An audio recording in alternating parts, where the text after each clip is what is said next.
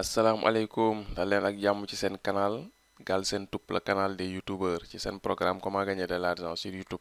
naka la ñuy gagner xaalis ci YouTube vidéo yi ki leen koy defal di Pape Mor Lo ñu leen koy defal en wolof. vidéo tey bi nag dañuy ñëw ci li nga xam ne mooy auto certification muy YouTube loo xam ne doon na ko def ci benn canal mais dafa mel ni dafa décidé léegi bëgg koo yaatal. am nag fan yi ñu bëri ñoo xamante ni gis nañ ci seen canal message bi nga xam ni mi ngi ci sama canal ñiy monétiser ñu bëri gis nañ ko ci seen canal muy lan YouTube daf lay demander nga def auto certification maanaam mu ne la sa vidéo yi kat boo leen dugalatee li nga xam ne mooy monétisation bi dañ lay bàyyi nga wax ñu lan moo ci aju wax ñu ndax dafa am loo xam ne pour xale yi da cee nekk wala loo xam ne pour ñu am fukk ak juróom-ñett ñoo ko war a seetaan wala et cetera pour yow léegi nga xool ban type monétisation nga ciy def dafay limité wala day nekk monétisation à 100%. su ko defee nag ñoom heure bu ñu amee temps après ñu soog a ñëw comme li ñu wax suñu amee temps léegi ñu soog a ñëw nag ñoom déterminer ban type bu monétisation moo ci war a appliqué wu ginnaaw ba ñu defee contrôle yi muy daal maanaam contrôle bi genn wàll gi dañ ko bàyyi ak yow soo defee ba pare ñoom bu ñu amee temps ñëwaat na contrôler li nga contrôler yow bu fekkee noonu la ñu bàyyi noonu bu dul noonu tam ñu soog a corriger boo dugalee vidéo nga ñëw pour boo xoolee fi yaa ngi gis désactiver waaw boo gisee fi yaa ngi gis désactiver monétisation boo ñëwee pour activer monétisation da loon defal nii defal la nga cliquer activer mu daal di verte mu jeex léegi nag soo cliquer verte parce que nga doon cliquer verte fii activer soo ko cliquer nga ñëw fi nga def enregistrer léegi nag boo cliquer activer monétisation enregistrer dootul ñëwati enregistrer day dem mu defal la suivant su la defalee suivant nga cliquer suivant soo cliquer suivant tableau bi la lay indil tableau bi lu mu lay defal muy wax ñu sa vidéo bi lan moo ci nekk la lay wax mu defal le contenu, le titre, la description ou les mots-clés de votre vidéo contiennent-ils l'un des éléments suivants mu la ndax sa titre vidéo bi wala description bi wala tag yi ndax am na lu ci nekk loo xam ni yu benn ci yii la muy lan muy langage inapproprié su fekkee da ci am ay kàddu yoo xam tegginewul maanaam bi ngay wax da nga cee saaga wala dara wala nga wax ci wax joo xam dafa ñàkk kersa te yow yaa def vidéo bi te xam nga loolu fii ngay ñëw fii ñu def langage inapproprié nga cliquer fii nga xool langage yooyu ban la ci wax joo xam ne la dafa xawut a teggine comme mooy ma bañ ko wax ci vidéo bi muy tax sama vidéo am ko voilà comme wax yoo xam tegginewul wala wax yoo xam dafa vulgaire voilà wala wax yoo xam dafa am ay saaga daal bu mu ci mënti nekk nga choisir bu dee tegginewul nga cliquer fii bu dee dafa nekk wax joo xam dafa vulgaire nga teggine fii nga cliquer fii bu dee wax joo xam dafa vulgaire nga cliquer fii bu dee dafa may saaga nga cliquer fii voilà noonu la après nga wàcc ci deuxième bi mu ne la contenu réservé aux adultes ndax sa vidéo bi dafa am loo xamante ni pour mag ñi kese la waaw maanaam dafa am yoo xam ne daal ku amul 18 ans war ko seetaan su dee amu si nga bàyyi ni nga romb su dee da cee am nga cliquer fii soo cliquer fii mu defal la ndax ay histoire amour la ak ay fóonante yooyu nga cliquer fii mu defal la partie corps maam koo xam dafa am ci loo xam ni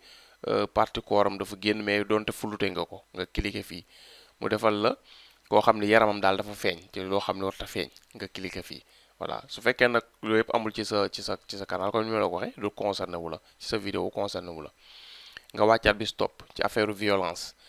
mu ne la su fekkee dafa am mbirum violence cliquer fii nga coché nga cliquer fii su dee am na loo wàllum violence mun la ci nga soo may violence yoo xamante ni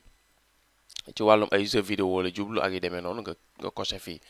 mu defal la su fekkee ba léegi nga extrait yoo xamante ni jeux vidéo wala yoo xam dafa am ay passage yoo xam ni violence da ciy génn nga cliquer fii bu fekkee tam dafa am yoo xam ne ba léegi ci wàllum jeux vidéo parce que yi dañ ko def yi sëpp jeux vidéo yi nga xam ne ay guerre la yooyu moo tax ñu def ko voilà loo xam dafay laal wàllum mineurs yi violence yoo xam ne ay deret da ci génn ak yooyu nga cliquer fii voilà su fekkee ni loolu bi amul sa vidéo concerné wu la nga sotti ko mu ñëw ci bis topp mu def su fekkee dafa am ay contenu choquant maanaam loo xam daal dafay mën a blessé doomu aadama yi koy seetaan daal su boobaa te mu yow yaa defar vidéo xam nga am na ko wala am ko su dee am na ko nga cliquer fii flèche bi ñu demandé la maanaam loo xam daal modéré wul day choqué waate voilà donte taxul mu xaw a garaaw noonu nga cliquer nga coché fii wane ne am na ko bu fekkee tam loo xam ne dafay choqué waate voilà mais dafay ba pare lenn ci ndaxte dafa am partie ci yaram yi yuy génn moo tax mu choqué waate yoo xam ni doo faire sexualité mais daal su mënoon a bañ a génn moo gën nga coché fii mu defal la su fekkee loo xam ne affaire accident da ci génn ay blessure génn ci yoo xam ne daal dafa garaaw mbirum ay deret ay ñu gaañoo yooyu daal yoo xam day choqué doomu aadama yi ñu sensible yi nga coché fii. su dee loolu amul sa vidéo nga romb ba léegi nga ñëw si bis topp acte dangereux ou pernicieux maanaam mbir yoo xamante ni dafa ànd ak loo xam ni daal dafa am ay danger yu ci nekk maanaam mën na indil ay gaañu gaañu ay doomu aadama ak yooyu daal voilà daa feeñ ci vidéo bi wala ay ñu gaañoo ko ñu loo xam nit bu ko xale bu ko toppatooyee mën na cee jëlee ay blessure wala dara comme nga def vidéo boo xam ne yaa ngi ci wane ñuy guerre wala ñuy tëb ay affaire wala ñuy yëg xale bu ndaw seetaan ko toppandoo la mën na ci gaañu bu dee yu mel noonu dafa am sa vidéo fii ngay coché nga coché fii nga affaire cascade la nga coché fii bu fekkee contenu yoo xam ne dafay am ay wàllum blessure physique da ciy génn wala yi demee noonu nga coché fii bu fekkee dafa am yoo xam ne affaire accident la loolu la affaire yoo xamante ni affaire ñuy comme genre cascadeur yi ñuy def nga coché fii su ko amul nga bàyyi noonu voilà léegi après nga ñëw si bis topp mu defal le contenu relatif aux drogues su dee mbirum da nga doon traité ci sujet boo xam dafa laal ci wàllum drogue yeeg ay yàmba ak yooyu nga ñëw nga coché fii mu defal le contenu pédagogique la quoi déclarant ou référent humoristique ayant trait aux drogues maanaam donte ay fekk comédie nga doon def mais nga laal ci wàllum wane kuy xam dafay naan wala muy tux wala muy drogué wu yu demee noonu daal donte contenu bi affaire jàngale la nga coché fii mu defal la contenu boo xamante ne dafa laal ci wàllum consommation wala fabrication wala distribution drogue wala yu demee noonu donte documentaire la wala jàngale la wala da nga joxe information nga coché fii mu defal la fii contenu évoquant l'abus l'achat la fabrication la vente recherche de drogue ou d'accessoires associés aux drogues maanaam lépp lu laal ci wàllum drogue coché fii tam ba léegi voilà yooyu yi su bëri nag du concerné ñu bëri parce que ñu bëri ñu def te bu vidéo yi mais comme waxal leen yëpp rek yi ci nekk fii bu fekkee da ngay def contenu boo xam dafay inciter à la haine maanaam sa vidéo bi kat am na loo ci xamante ni comme mun na indi ay jafe-jafe ci wàllum nga pousse ay nit ñu def loo xam ne waruñu koo def ci wàllum violence wala wàllum haine mu defal la référence à des groupes marginaux nga coché fii nga wax ci contenu boo xam ne comme benn xeet buy wax ci beneen xeet comme yi demee noonu comme ci wàllum ay comme nit ñi def ay vidéo na musulman yi nangam wala nga def vidéo catholique na wala nga def vidéo séeréer yi nangam joolaay nangam wolof yi nangam comme noonu loo xam day laal ci wàllum xeet lépp loo xam day laal ci wàllum xeet daal loo xam ne susceptible na indi ay membre groupe ñu marginal ñuy beddee ko di wala ñuy ber seen bopp nga cliquer fii loo xam dafay tax haine ak discrimination nga coché fii voilà su fekkee sa vidéo yooyu yëpp amu ci nga ñëw vérifier étape bi muy contenu sur les armes à feu bu dee da nga sa vidéo bi da nga ci wane loo xam dafa am ay armes à feu loolu ñuy def sa vidéo yi xam naa lay gën a concerné tamit su ko defee su dee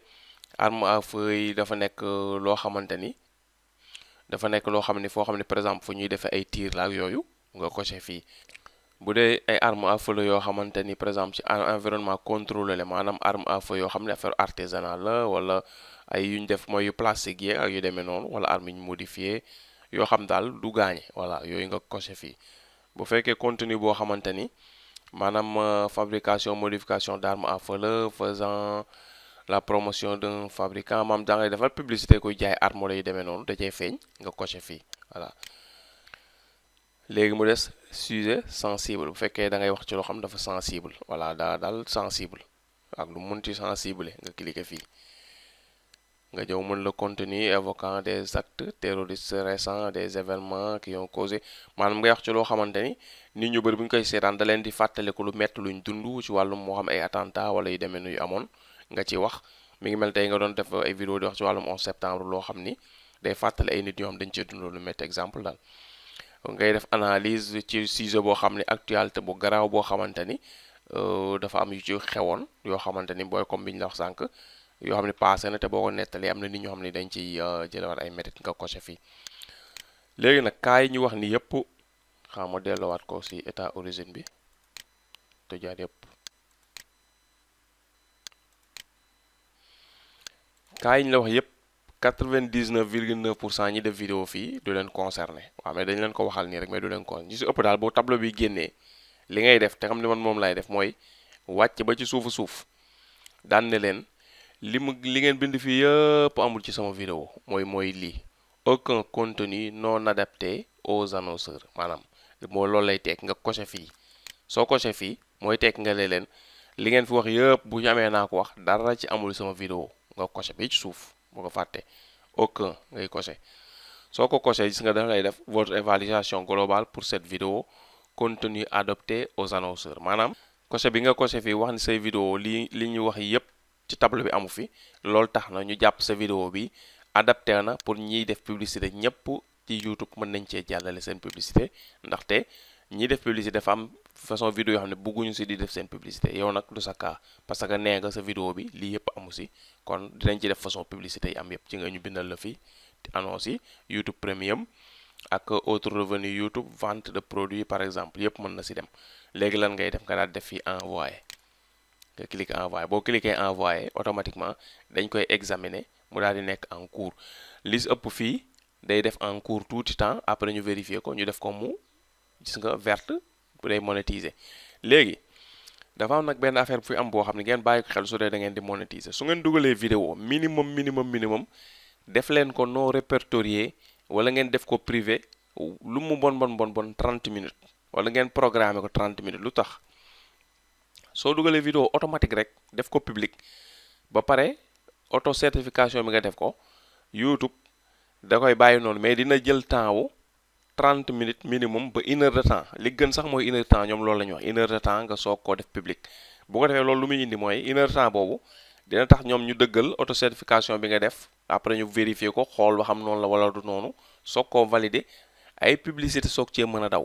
donte def nga dollar verte bi des fois publicité mën na ci bañagum daw léegi rek su dee da nga ko def public automatiquement tey sa canal bëri na vues yow vidéo boo dugal par exemple tey balaa muy am 30 minutes mën ngaa am par exemple 5000 10 000 vues nga dugal vidéo bi amul 30 minutes nga am 10 000 vues 10 000 vues yooyu li ci ëpp mën nga cee bañ am benn publicité 10 000 vues mën na nekk mën na la dikkal 0 franc doo ci am dara loolu la YouTube wax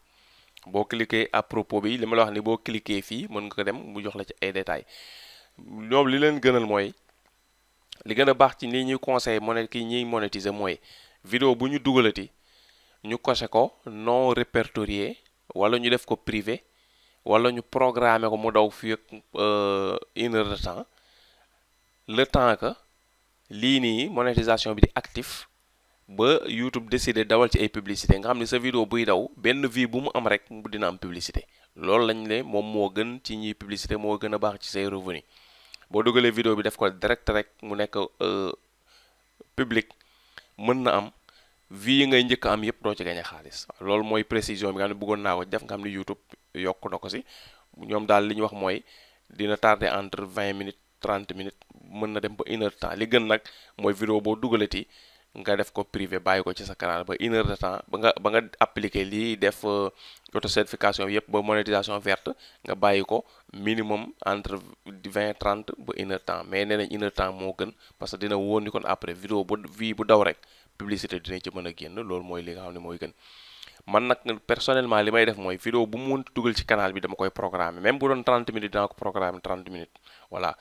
mooy tax boo gisee moo tax toujours bu fekkee da ngay doxale noonu sa vidéo sëpp da ngay programmer message bi moo tax toujours mu ñëw ak félicitations comme vous auto-certifiez correctement vos vidéos leur éligibilité à la monétisation est déterminée plus rapidement voilà parce que loolu da ci am solo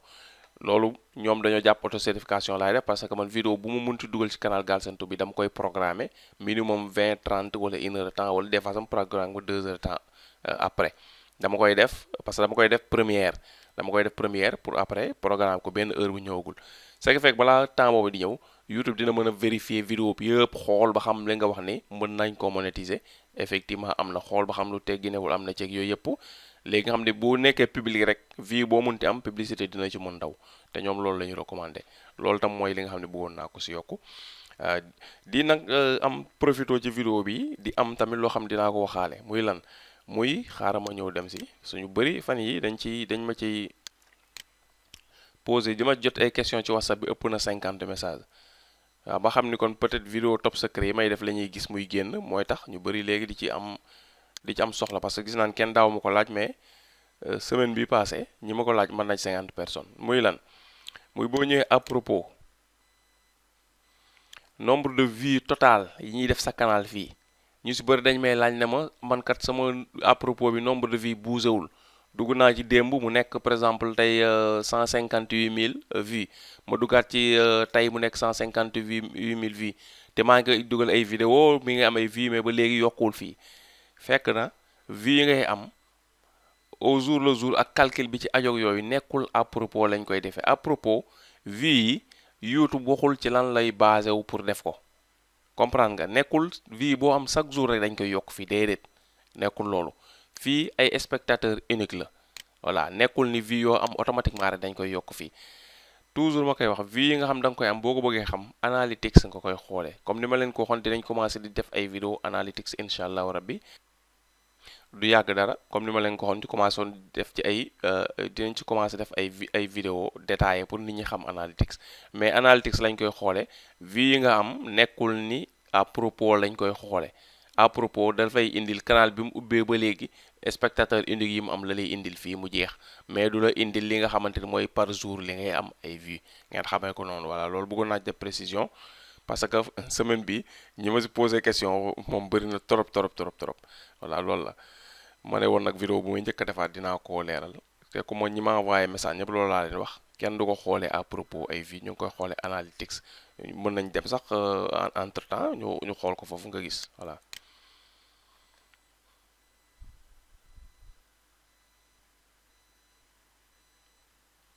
voilà yaa ngi YouTube studio nga ñëw analytics fii à gauche boo ñëwee analytics xam ñu réduire écran bi pour lu gën a bëri feeñ voilà fii mooy fi nga xam ne fi ngay xoole sa nombre de vues voilà soo bëggee xam par exemple li nga am ci ay vues fii da la koy defal mi ngi nii vues yi nga am ci 28 derniers jours yi fii la koy def voilà durée de visionnage yi nga am ci 28 derniers jours yi fii la koy def nombre abonnés yi nga am ci 28 derniers jours yi fii la koy def revenu yi canal bi gagné ci 28 derniers jours yi fii la koy def waaw loolu j'espère que leer na parce que par défaut la par défaut boo duggee sa analytics rek par défaut nii la koy indilee 28 derniers jours voilà 28 derniers jours yi boo gisee 16038 vues la canal bi am ji nga moo ngi am 1100 heures moo ngi si 28 derniers jours yi 266 personnes ñoo ci abonné ci 28 derniers jours yi 10 euros 6 la am ci 28 derniers jours yi la am ci monétisation lii mooy ni nga xamante ni mooy vue global bi nga xam ne moom ngay am ci analytics boo duggee am say vues léegi boo bëggee nag détaillé comme ni ñu la ko woon ci benn vidéo nga ñëw fii nga choisir date bi nga xam ne moom nga bëgg a xam après mun nga ñëw yii mais dinañ leen si ñëwal yépp benn par benn parce que fii mi ngi aperçu dinañ ñëw ñu wax la aperçu bi leen loo fi gis rek lu nekk lan la ñu wax la ko ba mu comme nii ba mu jeex après ñu def beneen vidéo boo xam dañuy ñëw couverture bu ñëwee couverture tam ñu ay jox la information yi voilà wax la partie bu nekk lan yenn information la lay génneel après ñëwal engagement moom tam wax la partie bu nekk lan la lay génneel voilà ñëw après audience wax la moom tam fu partie bu nekk lan la lay génneel audience yi après ñëw revenu wax la partie bu nekk tam ban information la jox ci sa wàllum revenu di la ñëwal ci CPM di la ñëwal ci RPM di la ñëwal ci CPM voilà di la ñëwal ci CTR voilà yooyu yëpp dinañ si ñëw dinañu ñëwal ci détails yi nga xam daal moo concerné monétisation ba nga xam ni ci wàllum analytics ba am di nga ko gën a maîtriser waaw expliquer la waat rappel date yi boo bëggee sélectionner période boo xam ni période précise la pour xam sa wàllum information canal YouTube yëpp di nga ko xam incha allah rabbi day ñëw daal defal la fi détail boo xam ni analytics lu nekk da nga xam lan la bu soobee yàlla dañ la ñëwal sax mode avancé ñu nga bu ñëwee moom daf lay jóge na jox lu gën a détaillé ci information yi ñu la wax sànq dinañ ci ñëw itam comme fële rek source trafic situation géographique âge sexe spectateur date source revenu état d'abonnement source d'abonnement playlist ak plus mu ñëw le appareil annonce transaction produit YouTube type de vidéo contexte lecture système d'exploitation sous-titres langue des informations de la vidéo utilisation traduction type d'élément d'écran de fin élément d'écran de fin type de fiche service partage voilà yooyu yëpp benn bu si nekk partie bu si nekk bu soobee yàlla dinañ si ñëw def si vidéo boo xam ne pour leeral loolu la joxe si information yi nga xam ne xam nañ ko si incha allahu rabbi kon vidéo fii la yem ñu lay sant di la gërëm seetaan bi nga doon seetaan di la jox daje ba vidéo bi nga xam si kanam dinaa ko dugal muy présentation xam naa ngoon incha allah présentation formation li nga xamante ne mooy YouTube solution bi nga xam ni comme li ma leen ko waxoon formation participative la vidéo bi nga xam ni dinaa ko présenter expliquer ko nit ñi pour ñu comprendre ko dinaa ko dugal ci ngoon gi incha allahu rabbi jërë ngeen jëf. G bi soo ko cliquer di nga abonné ci canal bi boo ko cliquer abonné ci canal ba pare vidéo bii soo ko cliquer di nga gis ay tips ak ay secret yoo xam ni di lañ la jëriñ ci sa monétisation YouTube kon jërëjëf.